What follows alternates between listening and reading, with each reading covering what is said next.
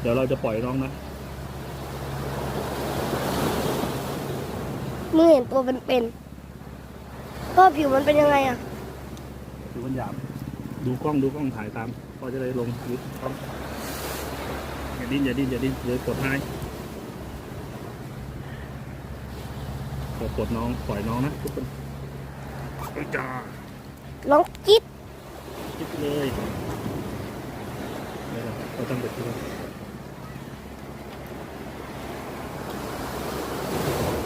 นั่นถือคันแล้วก็ถ่ายไอแพนลงไปตาม